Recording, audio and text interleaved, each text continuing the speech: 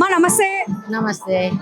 ఎన్ని సంవత్సరాల నుంచి ఇక్కడ మీరు? సంవత్సరాలు అయ్యబట్ట నేను ఎన్ని 20 సంవత్సరాలు. 20 సంవత్సరాల నుంచి ఇక్కడే అమ్మకి సేవ ప్రతి సంవత్సరం. ఈ అమ్మ దగ్గర నాకు ఆమె కాళ్ళ కింద ఇంత అన్నం ఇచ్చింది, తింటున్నా ఉంటున్నా.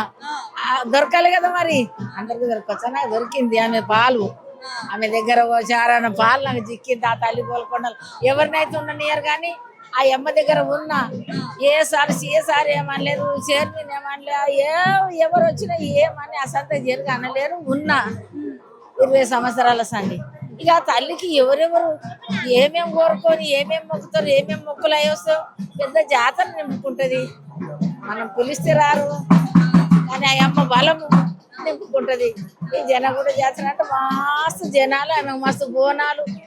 ఎవరి హృదయంలో ఏం మొక్కుంటారో బంగారు బోనం చేస్తారు, ఒట్టి బోనాలు చేస్తారు. ఏమేమి చేస్తారు అమ్మ, అట్లా ఏమేమి వేస్తారు అని అడుగుతారు కదా. అప్పాలు వేస్తారు, అన్నం వేస్తారు, పెరుగు వేస్తారు, పచ్చకూరలు వేస్తారు.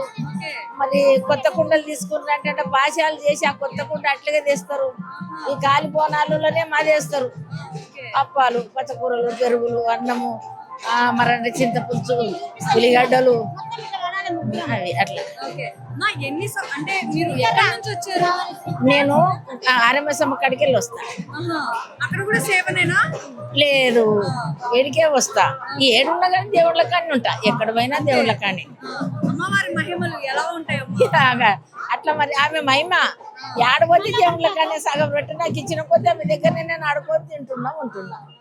అట్లా చాలా చక్కగా ఉన్నారు, చూస్తుంటే నిండుగా ఉన్నారు మీరు.